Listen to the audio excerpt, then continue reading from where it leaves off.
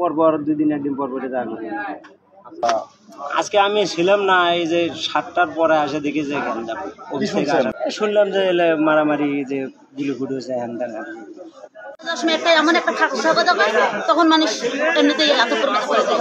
আর প্রাণ খুলে কোনো মহিলা মানুষ দাঁড়াতে পারে না। আমাদের বাসার সামনে আমরা কেন দাঁড়াতে পারবো না? এটা কোন ধরনের রাজনীতি মানুষের?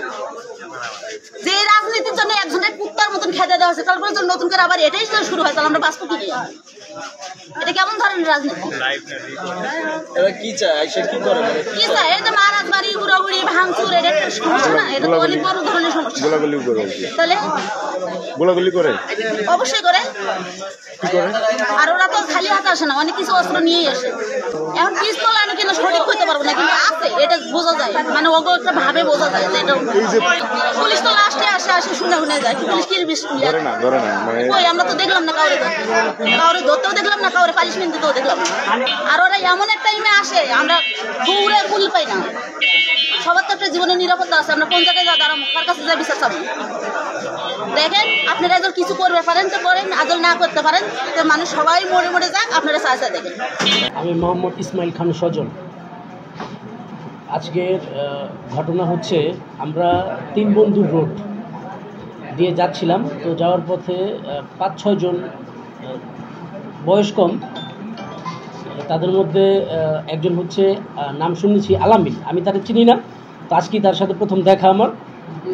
সে DX আলামিন তার নাম। সে বাইকের সামনে দাঁড়ায়া বলছে গাড়ি থামাইলাম, যেহেতু চিনি না। থামানোর পর সে বাইকের চাবিটা খুলে নিয়ে গেছে। নিয়ে যাওয়ার পর বলতেছে গাড়ির চাবি কেন খুললা? তারপরে বলতেছে এই রাস্তা দিয়ে চলাচল করা নিষেধ। অথচ তাদের বাড়ি হচ্ছে ইয়ারপুর ইউনিয়ন, মানে জামগড়া। তো তারা আমাদের এলাকায় আইসা বিগত 6-7 দিন হবে না, 6-7 দিন যাবৎ তারা এই 3 বন্ধু রোডে আইসা অনেক উচ্ছৃঙ্খলতা করতেছে। মানুষকে হাঁটাচলা করতে দিবে না, যার তার মোবাইল ছিনতাই করতেছে, বিভিন্ন মানুষের বাড়িঘর ভাঙচুর করতেছে। এই হচ্ছে তাদের কর্মকাণ্ড। তারা অ্যাকচুয়ালি কিশোর গ্যাং, আমি যতটুকু শুনতে পারছি। তো তারপরে বাইকের চাবি নিয়ে যাওয়ার পর আমরা নিচে নামলাম, বাইক থেকে একটু দূরে তারা বসে ছিল। চাবি নিয়ে যখন আনতে গেছি, প্রথম দেখছি 6-7 জন, এরপরে হঠাৎ দেখলাম যে তারা 15-20 জন হয়ে গেল। তারপরে চাবি চাওয়াতে তারা অতর্কিত হামলা আমাদের উপরে।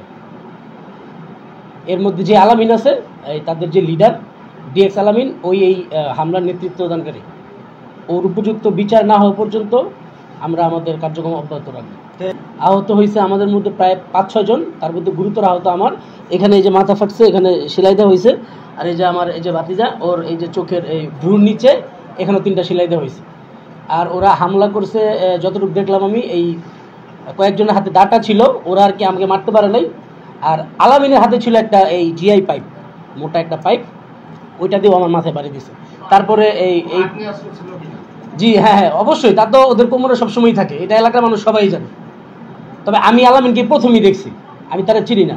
তারপরে ওই গলির সাধারণ জনগণ যারা আছে, তারা আমাদেরকে উদ্ধার করে হসপিটালে নেওয়ার ব্যবস্থা করে। এরপর আমরা উপজেলা হসপিটালে গিয়েছি। ওইখানে গিয়ে আমরা এই মাথায় সেলাই টেলাই দিয়ে ডক্টরকে দেখাই, তারপরে থানায় এসে তাদের নামে অভিযোগ করছি। প্রশাসন বলছে তারা এটা দ্রুত একটা ব্যবস্থা নিবে। আমরা প্রশাসনের উপরে আমাদের বিশ্বাস আছে, তারা এটা খুব দ্রুত এটা একটা সমাধান করবে। এবং এই আসামিদের, এই কিশোর গ্যাংয়ের যত সন্ত্রাস বাহিনী আছে, তাদেরকে নির্মূল করার সমস্ত দায়িত্ব তারা নিয়েছে।